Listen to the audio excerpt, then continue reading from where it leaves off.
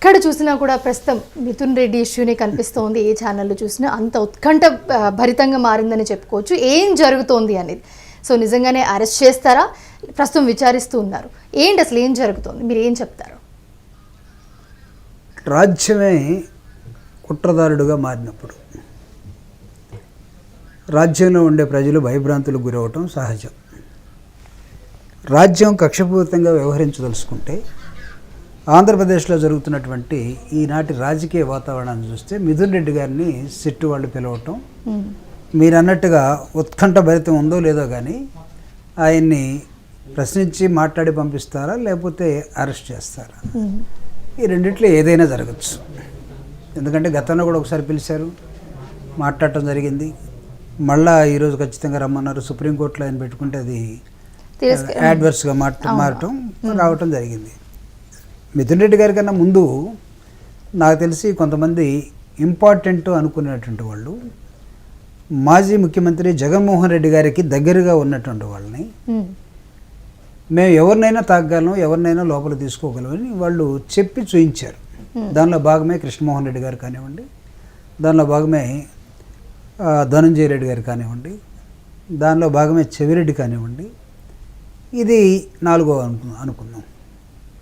తర్వాత చిన్న చిన్న వాళ్ళని ఎవరన్నా తీసుకున్నారు.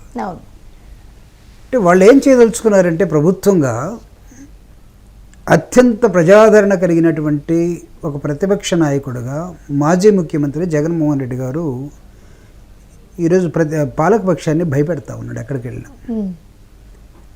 దానికి కారణం ఏంటంటే నమ్మదగిన నాయకుడు ఎవడు ఈ రాష్ట్రంలో అని చూసినప్పుడు, మాట మీద నిలబడే నాయకుడు ఎవడు అని చూసినప్పుడు 2019-24 మధ్య జరిగినటువంటి పరిపాలన, ప్రజలు ఇచ్చిన తీర్పు, జగన్మోహన్ రెడ్డి గారు ఇచ్చినటువంటి గవర్నెన్స్ ప్రజలు ఇంకా మర్చిపోలేదు. స్వతహాగా ప్రజలు అనేవాళ్ళు ఆశావాదులు కాబట్టి 2024లో జగన్ పెట్టినవన్నీ అలా ఉంచుతాం స్కీములు, మేము ఏమి తీసేయం, కానీ దానికన్నా ఇంకా అధికంగా ఇస్తాం. ఇది ఒక భయంకరమైన పచ్చి అబద్ధం స్లోగన్ని వీళ్ళు తీసుకున్నారు. దాంతోపాటు జగన్ మీ భూమిని మొత్తం లాగేసుకుంటాడు, తాకట్టు పెట్టేస్తాడు.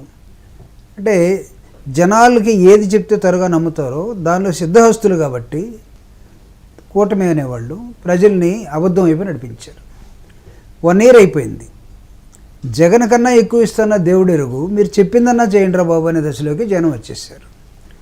దాని దగ్గర ముఖ్యంగా ముఖ్యమంత్రి గారే నేనేదో చెప్పాను కానీ ప్రభుత్వంలోకి వచ్చిన తర్వాత అర్థమవుతుంది, నాకు ఎలా నడపాలో నాకు అర్థం కావట్లేదు, మీరే చెప్పండి, సలహా ఇవ్వండి అని ప్రజలు అడగడం స్టార్ట్ చేశాడు.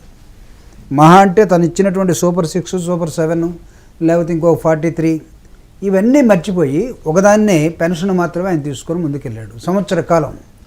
నిన్నగాక మొన్న అది అమ్మఒడి అనేదాన్ని పేరు మార్చి తల్లికి వందనం తీసుకున్నారు. జగన్మోహన్ రెడ్డి గారు ఎక్కడ ప్రజా సమస్య ఉన్నా ప్రజలు తండోపతండాలుగా కదిలినటువంటి వాతావరణం ఈ రాష్ట్రంలో కూటమి ప్రభుత్వం ఉన్నప్పటికీ, వాళ్ళు ఏలుతున్నప్పటికీ కూడా మేము గెలిచామా లేకపోతే జగన్ గెలిచాడా అనేది వాళ్ళకి ఒక ఆలోచన బయలుదేరింది.